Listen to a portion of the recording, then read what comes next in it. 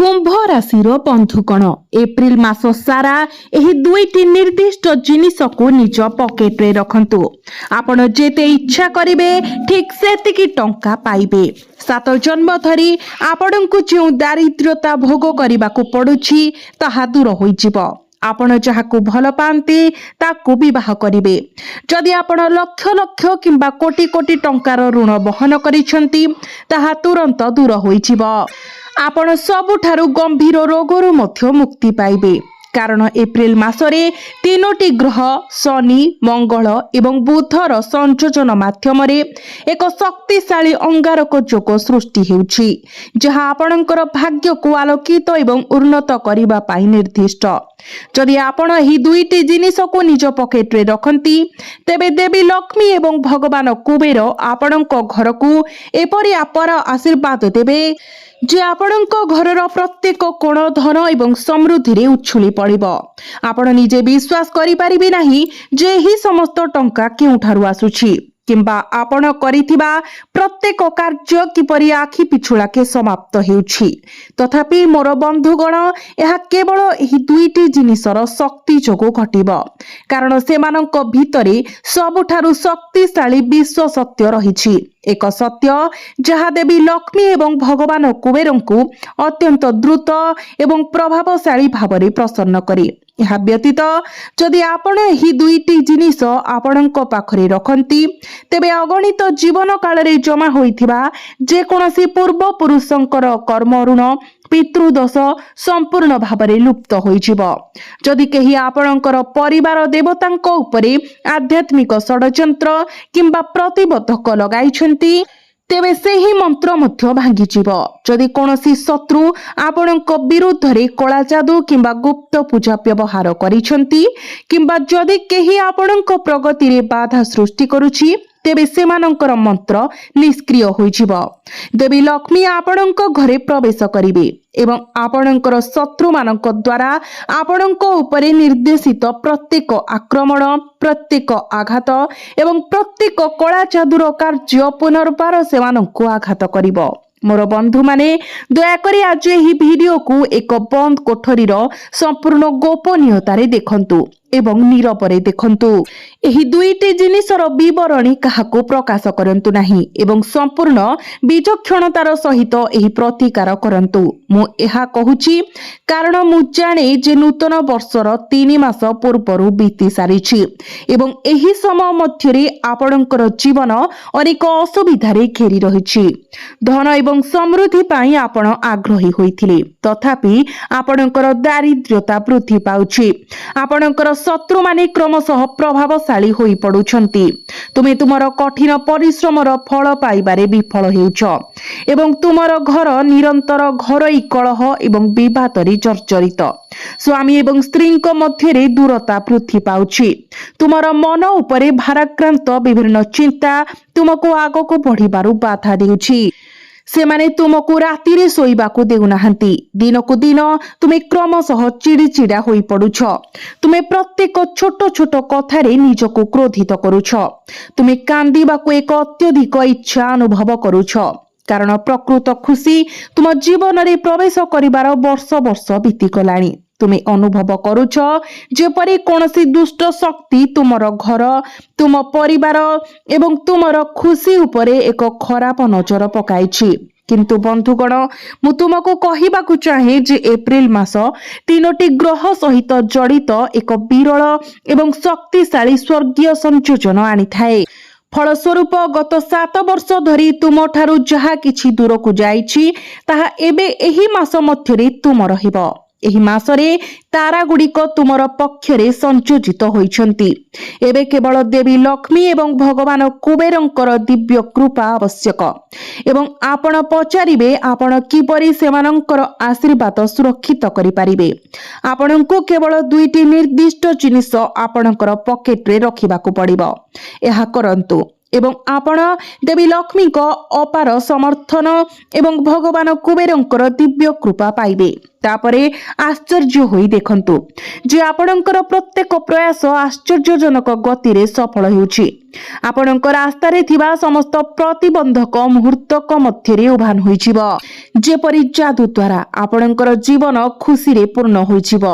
ଆପଣଙ୍କର ହୃଦୟ ଯାହା ପାଇଁ ଆଗ୍ରହୀ, ବର୍ଷ ବର୍ଷ ଧରି ଆପଣ ଯାହା ଇଚ୍ଛା ରଖିଛନ୍ତି ତାହା ଏକ ବିଳାସପୂର୍ଣ୍ଣ କାର କିଣନ୍ତୁ, ଏକ ଭବ୍ୟ ଘର ନିର୍ମାଣ କରନ୍ତୁ, ଆପଣଙ୍କ ଜୀବନରେ ପ୍ରେମକୁ ବିବାହ କରନ୍ତୁ, ଏକ ପ୍ରମୁଖ ମାଇଲ ଖୁଣ୍ଟ ହାସଲ କରନ୍ତୁ, ଏକ ସ୍ୱପ୍ନର ଚାକିରି କରନ୍ତୁ କିମ୍ବା ଏକ ସଫଳ ବ୍ୟବସାୟ ପ୍ରତିଷ୍ଠା କରନ୍ତୁ। ଆପଣଙ୍କର ସେହି ପ୍ରତ୍ୟେକ ଇଚ୍ଛା ପୂରଣ ହେବ। ଆପଣଙ୍କୁ କେବଳ ଏହି ଦୁଇଟି ଜିନିଷକୁ ଆପଣଙ୍କର ପକେଟରେ ରଖିବାକୁ ପଡ଼ିବ। ଏହି ଦୁଇଟି ଜିନିଷରେ ଏପରି ଚମତ୍କାର ଶକ୍ତି ଅଛି ଯେ ସେମାନେ ତୁରନ୍ତ ଆପଣଙ୍କର ଘରୁ ସମସ୍ତ ନକାରାତ୍ମକ ମନ୍ତ୍ର, ଦୂଷିତ ଶକ୍ତି ଏବଂ ଖରାପ ମତାମତକୁ ମୁକ୍ତ କରିଦେବେ। ତାପରେ ତୁମେ କେବଳ ପବିତ୍ର ସକାରାତ୍ମକ ଶକ୍ତି ତୁମ ଘରେ ପ୍ରବେଶ କରିବାର ଦେଖିବ। ଦେବୀ ଲକ୍ଷ୍ମୀଙ୍କର ଦିବ୍ୟ ଶକ୍ତି, ତୁମର ପୂର୍ବପୁରୁଷର ଦେବତାମାନେ ତୁମ ଘର ଭିତରେ ବାସ କରିବାକୁ ଫେରି ଆସିବେ। ତୁମର ପିଲାମାନଙ୍କ ଉପରେ ସେମାନଙ୍କର ସୁରକ୍ଷା କବଚ ବିସ୍ତାର କରିବେ। ସେଥିପାଇଁ ମୁଁ ତୁମକୁ ଅନୁରୋଧ କରୁଛି, ଏପ୍ରିଲ ମାସକୁ ହାଲୁକା ଭାବରେ ନେବାର ଭୁଲ କରନ୍ତୁ ନାହିଁ, କାରଣ ଏପରି ସୁବର୍ଣ୍ଣ ସୁଯୋଗ ପ୍ରାୟତଃ ଆସେ ନାହିଁ। ଯଦି ଏହି ସୁଯୋଗ ତୁମ ହାତରୁ ଖସିଯାଏ ତେବେ ତୁମେ ତୁମର ବାକି ଜୀବନ ପାଇଁ ଅନୁତାପରେ କାନ୍ଦିବାକୁ ଲାଗିବ। ଗୋଟିଏ କଥା, ସୁଯୋଗ ଏବଂ ଆନନ୍ଦର ମୁହୂର୍ତ୍ତ ତୁମ ପାଖକୁ ବହୁତ କମ୍ ଆସିଥାଏ, କିନ୍ତୁ ଏବେ ଯେତେବେଳେ ଏକ ସୁଯୋଗ ଆସିଯାଇଛି ଏହାକୁ ହାତ ଛଡ଼ା ହେବାକୁ ଦିଅ ନାହିଁ। ମୁଁ ଜାଣେ ଯେ ତୁମେ ବର୍ତ୍ତମାନ ଋଣର ବୋଝରେ ଜର୍ଜରିତ। ବ୍ୟାଙ୍କ କିସ୍ତି ପରିଶୋଧ କରିବା ଏବଂ ଘରୋଇ ଋଣଦାତା ମାନଙ୍କ ଠାରୁ ଋଣ ପରିଶୋଧ କରିବା ମଧ୍ୟରେ ତୁମର ଜୀବନ ଏକ ଜୀବନ୍ତ ନର୍କ ପାଲଟିଛି। ଗୋଟିଏ ଋଣ ପରିଶୋଧ କରିବା ପାଇଁ ତୁମେ ଆଉ ଦୁଇଟି ନେବାକୁ ବାଧ୍ୟ ହେଉଛ। ଏହା ବ୍ୟତୀତ ଦାରିଦ୍ର୍ୟରେ ବଞ୍ଚିବା ପାଇଁ ତୁମେ ନିଜର ଇଚ୍ଛାକୁ ଦମନ କରିବାକୁ ଏବଂ କେବଳ ବଞ୍ଚିବା ପାଇଁ ନିରନ୍ତର ବଳିଦାନ ଦେବାକୁ ବାଧ୍ୟ ହେଉଛ। ତୁମର ପିଲାମାନେ, ତୁମର ସ୍ୱାମୀ କିମ୍ବା ତୁମର ପିତାମାତା, ତୁମର ଚାରିପାଖରେ ଥିବା ସମସ୍ତେ ସରଳତମ ଆନନ୍ଦ ପାଇଁ ମଧ୍ୟ ଆଗ୍ରହୀ ହୋଇ ରହିଯାନ୍ତି।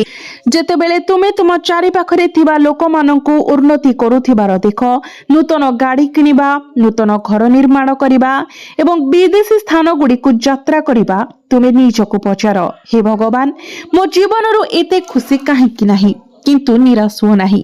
ସେହି ଖୁସି ଏବଂ ପ୍ରକୃତରେ ଏହାଠାରୁ ବହୁ ଗୁଣ ଅଧିକ କିଛି ଶୀଘ୍ର ତୁମର ହେବ, କାରଣ ଏହି ସମଗ୍ର ମାସରେ ରାହୁ ଏବଂ ଶନି ଉଭୟ ସେମାନଙ୍କର ଆଶୀର୍ବାଦ ସହିତ ତୁମ ଉପରେ ଆଶୀର୍ବାଦ ବର୍ଷା କରୁଛନ୍ତି।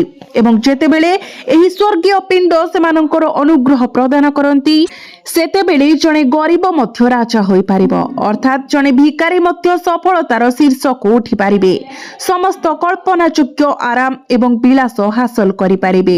ଏହା ଠିକ୍ ଏହି ପରିବର୍ତ୍ତନକାରୀ ଶକ୍ତି ଯାହା ବିଷୟରେ ମୁଁ କହୁଛି। ବନ୍ଧୁଗଣ, ତୁମେ ସମ୍ମୁଖୀନ ହେଉଥିବା ପ୍ରତ୍ୟେକ ନିର୍ଦ୍ଦିଷ୍ଟ ସମସ୍ୟା ପାଇଁ ମୁଁ ଏକ ଅନନ୍ୟ ପ୍ରତିକାର ପ୍ରକାଶ କରିବି। ଥରେ ତୁମେ ଏହି ଚମତ୍କାର ଜିନିଷଟିକୁ ତୁମର ପକେଟରେ ରଖିଲେ ତୁମ ଜୀବନକୁ ଜଡ଼ିତ କରୁଥିବା ବିଶେଷ ସମସ୍ୟା ଉଭାନ ହୋଇଯିବ। ମୁଁ ଋଣ ମୁକ୍ତି ପାଇଁ ଏକ ନିର୍ଦ୍ଦିଷ୍ଟ ପ୍ରତିକାର ପରାମର୍ଶ ଦେବି। ଏବଂ ଯଦି ତୁମର ଲକ୍ଷ୍ୟ ବିବାହ କରିବା, ଯଦି ତୁମର ଲକ୍ଷ୍ୟ କାହାର ପ୍ରେମ ଜିତିବା, ତେବେ ଏଥିପାଇଁ ଏକ ନିର୍ଦ୍ଦିଷ୍ଟ ପ୍ରତିକାର ଆବଶ୍ୟକ। ସେହିପରି ଯଦି ତୁମେ ପ୍ରଚୁର ଧନ ଏବଂ ସମ୍ପତ୍ତି ହାସଲ କରିବାକୁ ଚାହୁଁଛ, ତେବେ ଏଥିପାଇଁ ମଧ୍ୟ ଏକ ସ୍ୱତନ୍ତ୍ର ପଦ୍ଧତି ଅଛି। ଯଦି ତୁମେ କୌଣସି ରୋଗରୁ ମୁକ୍ତି ଚାହୁଁଛ, ତେବେ ତାହା ପାଇଁ ମଧ୍ୟ ଏକ ଭିନ୍ନ ପଦ୍ଧତି ଆବଶ୍ୟକ। ତୁମେ ଆନ୍ତରିକ ଶାନ୍ତି ଚାହୁଁଛ, ତୁମର ଘର ଏବଂ ପରିବାରରେ ଖୁସି ଆଣିବାକୁ ଚାହୁଁଛ, କିମ୍ବା ଚାପ କିମ୍ବା ଶତ୍ରୁମାନଙ୍କ ଠାରୁ ମୁକ୍ତି ଚାହୁଁଛ, ଏହି ପ୍ରତ୍ୟେକ ଉଦ୍ଦେଶ୍ୟ ପାଇଁ ଏକ ଅନନ୍ୟ ସମାଧାନ ଆବଶ୍ୟକ। ତେଣୁ ମୁଁ ତୁମକୁ ଏହି ପ୍ରତିକାର ଗୁଡ଼ିକ ପ୍ରତ୍ୟେକ ପର୍ଯ୍ୟାୟରେ ବୁଝାଇବି। ତୁମେ ଯେଉଁ ନିର୍ଦ୍ଦିଷ୍ଟ ସମସ୍ୟାର ସମ୍ମୁଖୀନ ହେଉଛ ତାହା ଉପରେ ନିର୍ଭର କରି ତୁମେ ନିଜ ପକେଟରେ ସମ୍ପୃକ୍ତ ଜିନିଷ ବହନ କରିବା ଉଚିତ। ଯଦି ତୁମେ ଗୋଟିଏରୁ ଅଧିକ ସମସ୍ୟା ସହିତ ଜଡ଼ିତ ହେଉଛ, ତେବେ ତୁମେ ଏକ ସମୟରେ 2 କିମ୍ବା 3ଟି ଜିନିଷ ବହନ କରିପାରିବ। ଏଥିରେ କୌଣସି ସମସ୍ୟା ନାହିଁ। ତଥାପି ଏହା ଗୁରୁତ୍ୱପୂର୍ଣ୍ଣ ଯେ ତୁମେ ସେଗୁଡ଼ିକୁ କିପରି ବହନ କରିବ। ପ୍ରତ୍ୟେକ ପଦ୍ଧତି ପାଇଁ ନିର୍ଦ୍ଦିଷ୍ଟ ପ୍ରକ୍ରିୟା ସହିତ ନିଜକୁ ପରିଚିତ କର। कारण मोर बंधुगण जदि तुमे एही वीडियोर केवल एक अंश देख एवं एहाको अपूर्ण छाड़ी दियो तेबे क्षति शेषरे तुमर हेब। देवी लक्ष्मी जे तुमर घरे प्रवेश करने तुम द्वार रे ही अछंती से पछको फेरी जाई पारंती। तुमे एपरि भूल करबा उचित नुहे। मु जानिछि तुमे अत्यधिक कष्ट सहिछ। मु जानिछि तुमे मुक्ति पाई आकुल भाबरे अपेक्षा करूछ, किंतु वर्तमान तुम समय शेषरे आसी जाइछि। केवल प्रस्तुत हुआ। मु एबे तुमको आवश्यकीय निर्दिष्ट जिनिस गुड़िक विषय कहबाकू जाउछि। प्रथमे मु ऋण मुक्ति पाई एक प्रतिकार कहिबी। मु जानिछि जे ऋण तुमर जीवन को एक जीवंत नर्क करि देइछि। ऋणरू रक्षा पाइबा पाई तुमर संघर्ष रे तुमे अन्य मानकू जेते टंका देबाकू बाध्य हेउछ ताहा तुमे वर्तमान जो आय सृष्टि करूछ ताहा ठारू बहुत अधिक। तेणु प्रथमे काहेकि ऋण हुए आसंतु एहाकू बुझिबा। तुमे देखिबो ऋण हेउछि मूलतः आमे करिथिबा किछि खराब निष्पत्तिर कर्मर परिणाम, एक बोझ जहाँ आमे बहन करिबाकू बाध्य। एही कर्म हिसाब मध्यरु किछि हमर पूर्व जीवनर बकेया देय मध्य होई पारे। एही नकारात्मक कर्म कार्य माध्यम रे आमे एही वर्तमानर जीवन रे ऋण भार तळे निजको कष्ट पाउछु। तेणु एही चक्ररु किपरि मुक्ति पाइबो। भगवान शनि जे तुमको एही विपदरु बाहर को मार्गदर्शन करिवे एवं निर्दिष्ट प्रतिकार कोन ध्यान देई सुन। तुमे गोटिए पानपत्र आण। एही पानपत्र उपरे तुमे तुमर समस्त बकेया ऋणर विवरणी स्पष्ट भाବରେ लेखिबाको पड़िबो। सिंदूर किंबा लाल कलम किंबा हळदी किंबा चंदनर व्यवहार करी तुमर ऋण संबंधी प्रत्येक विवरणी लेख। मु एही व्यक्ति को एही निर्दिष्ट परिमाणर ऋणी अटे किंबा मुही बैंक ऋण रे एते परिमाणर परिशोध करबाकू चाहूची। सब किछि व्यापक भाବରେ तालिकाभुक्त कर। शेषरे एक निर्दिष्ट मंत्र लेख। तुमे केउ मंत्र लेखिबा उचित। एहा ऋणर मुक्ति पाई उत्सर्गीकृत एक मंत्र। एहाको अत्यंत ध्यानर सहित शुणन्तु। मंत्रटी हेउछि ओम चरण मुक्तेश्वर महादेवाय नमः। एही मंत्र को सावधानतार सहित लेख। तुमे जदि मंत्र को बुझी पारुना तेबे दया करी कमेंट बॉक्स रे पछारी पारिबो। मंत्रटी हेउछि ओम चरण मुक्तेश्वर महादेवाय नमः। एही मंत्रटी को लेखि सारिबा परे एही पानपत्र को सावधानतार सहित मोड़ी दियो। एहा चारि पाखरे एक पवित्र लाल सूता बांध। तापरे सकाळ समय भगवान महादेवंकर मंदिर को जाओ एवं एही पत्रटी को शिवलिंग पाखरे रख। एहाकू केवल शिवलिंग पाखरे रखंतु। तापरे शिवलिंग रे जल अर्पण करंतु एवं चंदन लेप मध्य दियंतु। एबे सही चंदन लेपरु अल्प परिमाण नेई एहाकू पानपत्र रे लगांतु। तापरे मंदिर रे एही पानपत्र को आपणकर पर्स भितरे रखंतु एवं भगवान महादेव को प्रार्थना करंतु, हे महादेव मोर एही ऋण तुरंत परिशोध हेउ। तुमर इच्छा एवं सेठारे बसी एही मंत्र को 11 थर जप करंतु। मो एहाको पुणी थरे पुनरावृत्ति करूछि। ओम चरण मुक्तेश्वर महादेवाय नमः। एवं एबे मो परवर्ती विषय को जाउछि। बंधुगण ध्यान देई सुनंतु। प्रिय बंधुगण परवर्ती उपचार हेउछि शीघ्र विवाह पाई। जो माने विवाह करिबाकू चाहुछंती किंतु असुविधार सम्मुखीन हेउछंती, वर्ष वर्ष बीती गलाणी, बयस गडी गलाणी, जदि आपणकर पिला माने किंबा संतान संतति विवाह करि पारु नाहंती तेबे सेमानंको एही प्रतिकार करिबाकू परामर्श दियंतु। जदि आपण निजे परि असुविधार सम्मुखीन हेउछंती तेबे आपण एही प्रतिकार करिबा उचित। एहा व्यतीत जदि आपण काहाकू भल पांती किंतु सेही व्यक्ति आपणकर भावना को प्रतिदान दियंती नाही तेबे आपण एही प्रतिकार करि पारिबे। सेही व्यक्ति निश्चित भावरे आपण को प्रतिबदल रे भल पाइबा आरंभ करिवे। जदि कोनोसी बाधा उपजुछि, उदाहरण स्वरूप जदि कोनोसी परिवार विवाह पाई राजी हेउ नाही तेबे सेही बाधा दूर होइछिबो एवं विवाह बहुत शीघ्र होइछिबो। तेनु प्रतिकार कोन ध्यान देई सुनंतु। विवाह पाई आग्रही व्यक्ति जे प्रकृत जीवन साथी पाई पारु नाहंती एही एप्रिल मासरे जे कोनोसी गुरुवार किंबा शुक्रवार दिन निजर पॉकेट किंबा वॉलेट रे एही चमत्कार जिनिस रखि दियंतु।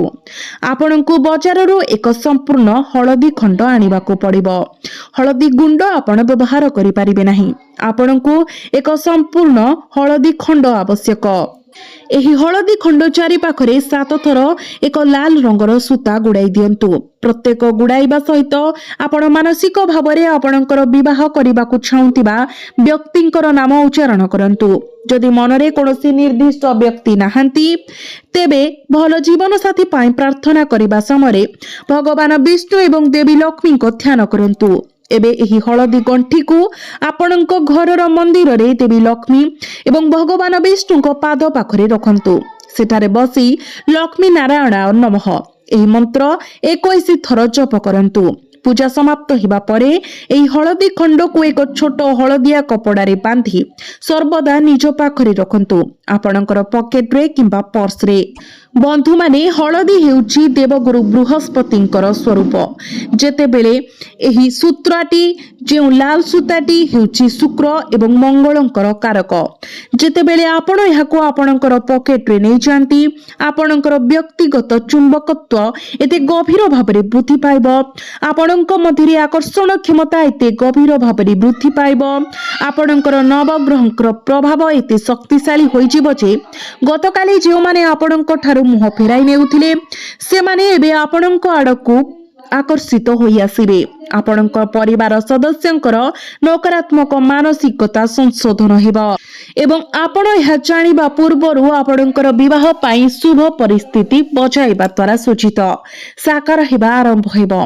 केवल निश्चित करंतु जे आपण केबे भी एही हलदी गंठी को आपणक पॉकेट रु बाहर करिवे नाही। एबे बंधुगण मु तुम सहित धन समृद्धि एवं रोगरु मुक्ति पाई सेई अभूला उपचार गुड़िक कहिबाकु जाउछि।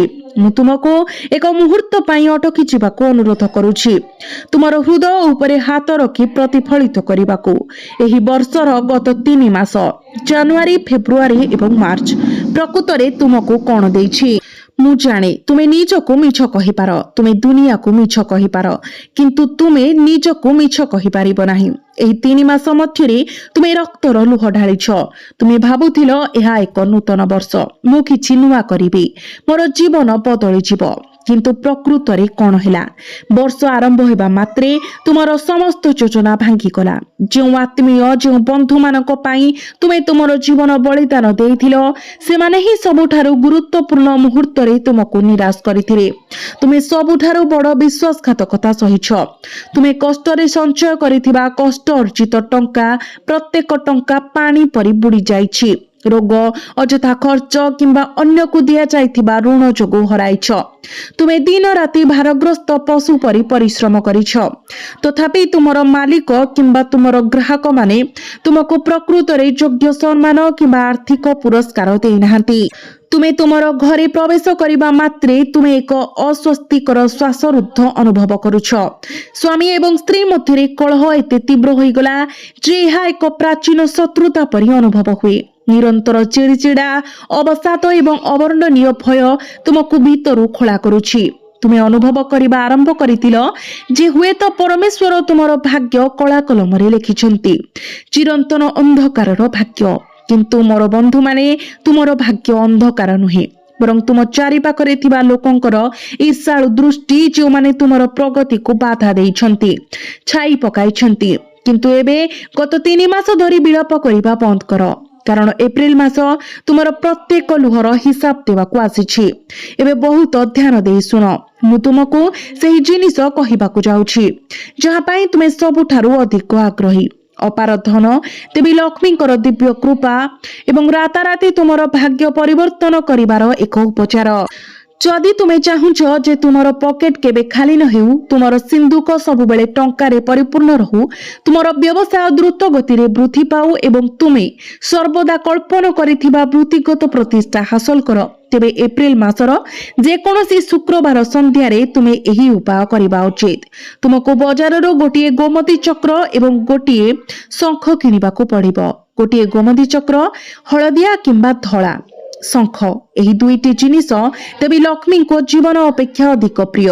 प्रकृत रे से माने सागर मंथन समय रे महालक्ष्मी सहित समुद्र रु बाहरी थिले, तेणु एहा मां लक्ष्मी अत्यंत प्रिय। शुक्रवार संध्या रे स्नान करि नियंतु, निजको सफा करि सारिबा परे एक छोट लाल कपड़ा नियंतु। एही लाल कपड़ा उपरे गोमती चक्र एवं शंख रखंतु। एबे सेमानंको उपरे टिके कुंकुम रखंतु। ଗୋଟିଏ ଅଖଣ୍ଡ ଚାଉଳର ଦାନା ଛିଞ୍ଚନ୍ତୁ। ଏହାପରେ ଦେବୀ ଲକ୍ଷ୍ମୀଙ୍କ ସମ୍ମୁଖରେ ଘିଅର ଦୀପ ଜାଳନ୍ତୁ ଏବଂ ମାନସିକ ଭାବରେ ଓମ୍ ମହାଲକ୍ଷ୍ମୀ ନମଃ 108 ଥର ଜପ କରନ୍ତୁ। ଜପ ସମାପ୍ତ ହେବା ପରେ ସେହି ଲାଲ କପଡାକୁ ଗୋମତୀ ଚକ୍ର ଏବଂ ଶଙ୍ଖକୁ ବାନ୍ଧି ଦିଅନ୍ତୁ ଏବଂ ବନ୍ଧୁମାନେ ଏହି ଲାଲ କପଡାକୁ ଆପଣଙ୍କର ପକେଟରେ ରଖନ୍ତୁ। ଆପଣଙ୍କର ୱାଲେଟରେ କିମ୍ବା ଆପଣଙ୍କର ଟଙ୍କା ରଖିବା ନିର୍ଦ୍ଦିଷ୍ଟ ସ୍ଥାନରେ ରଖନ୍ତୁ, ଯେପରିକି ଏକ ଟଙ୍କା ବାକ୍ସ କିମ୍ବା ଏକ ସିନ୍ଧୁକ। ବିଶ୍ୱାସ କରନ୍ତୁ, ଏହି ଥଳିଟି ଆପଣଙ୍କର ପକେଟକୁ ପ୍ରବେଶ କରିବା ମାତ୍ରେ ରାହୁ, କେତୁ ଏବଂ ଶନିଙ୍କର ସମସ୍ତ ନକାରାତ୍ମକ ପ୍ରଭାବ ସମ୍ପୂର୍ଣ୍ଣ ଭାବରେ ଚଳିଯିବ। ଭଗବାନ କୁବେର ସ୍ୱୟଂ ଆପଣଙ୍କର ପକେଟ ଭିତରେ ବାସ କରିବେ। ଆପଣ ଯେଉଁଠାକୁ ହାତ ବଢାଉଛନ୍ତି ଟଙ୍କା ବାହାରକୁ ପ୍ରବାହିତ ହେବ। ପୂର୍ବରୁ ପାଣି ପରି ଖସି ଯାଇଥିବା ଟଙ୍କା ଏବେ ଚୁମ୍ବକ ପରି ଆପଣଙ୍କର ପାଖକୁ ଟାଣି ହେବ, ଆପଣଙ୍କ ପ୍ରତି ଆକର୍ଷିତ ହେବ ଏବଂ ଆପଣଙ୍କ ସହିତ ରହିବ। ଯେଉଁମାନେ ଆପଣଙ୍କୁ ଈର୍ଷା କରନ୍ତି ସେମାନେ ଆଶ୍ଚର୍ଯ୍ୟ ହୋଇ ଚାହିଁ ରହିବେ, ଭାବିବେ ଯେ ଏତେ ହଠାତ୍ ଧନ କେଉଁଠାରୁ ଆସୁଛି। ଏହା ହେଉଛି ଦେବୀ ଲକ୍ଷ୍ମୀଙ୍କର ସେହି ଗୁପ୍ତ ଆଶୀର୍ବାଦ, ଯାହା ଆପଣଙ୍କ ବଂଶର 7 ପିଢ଼ିର ଦାରିଦ୍ର୍ୟକୁ ମୂଳରୁ ମୂଳ